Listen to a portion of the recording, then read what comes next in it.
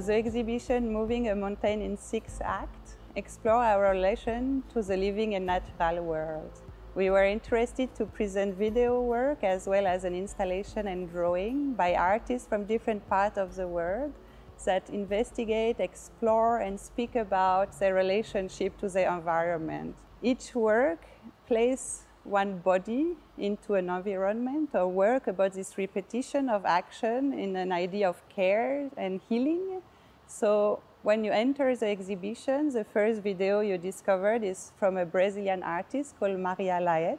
The video is titled Earth Prague, and you will see 2 hands sewing the floor in a really repetitive movement, like a ritual of care, where she speaks about the visible and the invisible, the visible scar that we do on the earth, but also the invisible bodies that try to fix and to heal those landscapes that we heard. Next to this piece, you will see a video work from Kapwani, Kiwanga called Vombi. So you will see the artist cleaning a dusty tree in a rural area of Tanzania. And it's again about the idea of healing, treating in this repetitive movement that might seem like a Sisyphus myth of doing and having to redo something to the infinity. But it's once again the importance to connect the body to the landscape and to have this relation of care.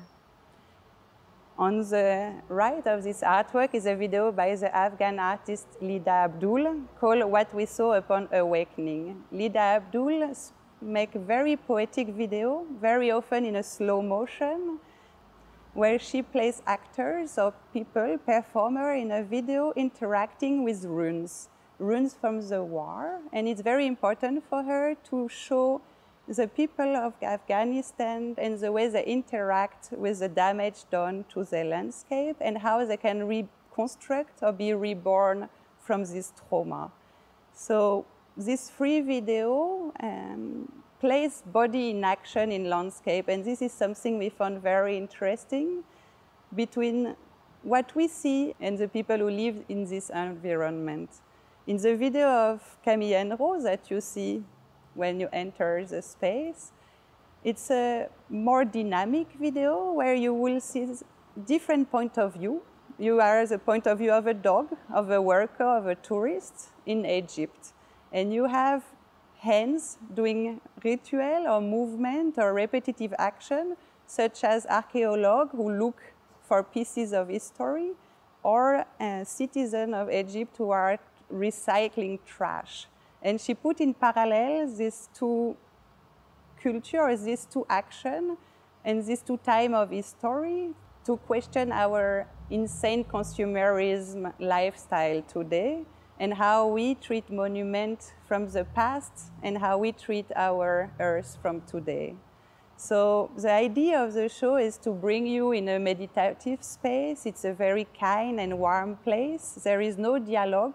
There is nothing you have to see from the beginning of a video or beginning of a series of drawing. You can enter at any moment. And it's very important to bring you in a state of reflection, but also of kindness. So the idea is to reflect on our relationship to the planet and the living world, but also to our need today to feel more generous and kind, and more to reflect on the idea of care and how can we care about ourselves and the planet we live in.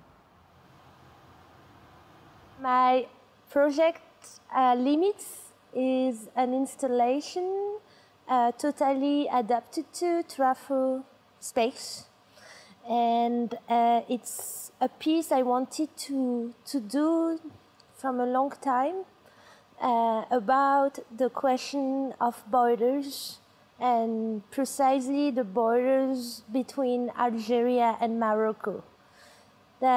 So I'm coming from this area in the west, in northwest Algeria, where I grew up around this border that I've seen that the border involved a lot. Like before there were nothing, and then a little border and the border was growing and now it's a digging border. To me, the bodies and the life is becoming very invisible. I follow the life there and I was really involved with the woman there because my body is a woman, so I was with the woman. So another border I was meeting another border in a border and a limit. Those women were taking care about the life of sheep during the day. They were making a gest that to put henna on the top of the head of a sheep. The sheep is an animal from God who brings you luck, protection in your home and in yourself. This last 20 years, the border changed a lot. As my father knew it, it was like kind of a natural border, very easily to cross. And then it becoming harder in the last 20 years by many evolution and many consequences on the life around this line. As politically, of course, but also socially, consequences on work, consequences on money, consequences on trade and easy trade, and consequences in simple travel. I think very much healing is to think about your borders. The borders are very important actually, and to understand the borders, what are the borders and how is it important to keep, how can you keep the borders in any kind of sense? That your defense becomes more stable, and then this defense is getting more powerful with your mind. The direction of flame it's a growing pair, and it's about when it's really about when a human being is going through a transformation, when a human being is losing a part of his or her body, basically. This person is losing a part of the body, and then she has to learn again to use the body, like stand up basically and also walk, or also stand straight and basically like learn how the gravity works and everything, because this is all very different then. And then this is about it actually. Also this person is standing in a forest, in flames, in the fire, and there are, we can see the trees. It's very ritualistic as well, and spiritual as well, because this moment, this person, so the losses happened and she has to kind of recognize what to do and how it's going further. And also, if we talk about, in this drawing particularly, about the femininity, and if it's about losing one part of the body or one feminine part of the body, then you also recognize that the other feminine part of the body has more voice, basically. And also this balance is changing at the moment in the drawing, and this person is recognizing that and going through in that. The other series is the chest sensitivity, and there we see again like a being which could be a human being, and there is always one other figure or two figures around this being, but it is also the same being basically. And then this being is relearning this instrument basically, which I would call a body, like how this body works, also like relearning like the sensitive points of this body. When you touch the body, what does it feel, or how does it feel like, what does it mean?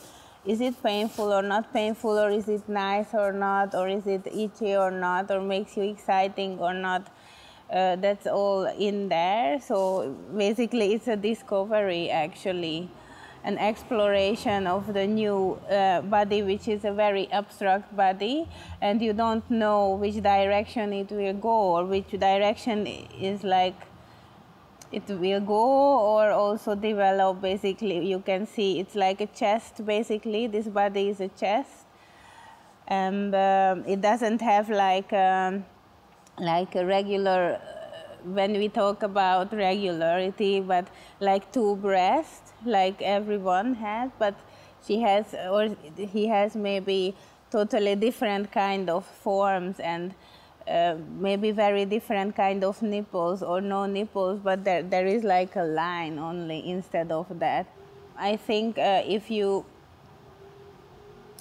relearn basically an instrument as a body, you also relearn the whole surrounding, the whole universe, or the nature, the sea and the ocean and the trees and everything, actually, because it functions very similar. When you breathe, for example, then it's also like opening and closing, and you get the oxygen inside, and or also the energy, and this actually the ocean also does the same thing, and the trees also, and the whole galaxy. So it is basically, if you follow the rules of the galaxy or of the nature, you can also learn much more about your own body, or about a body like an animal body or a human being body. So it, in that sense, is kind of very much connected, I think.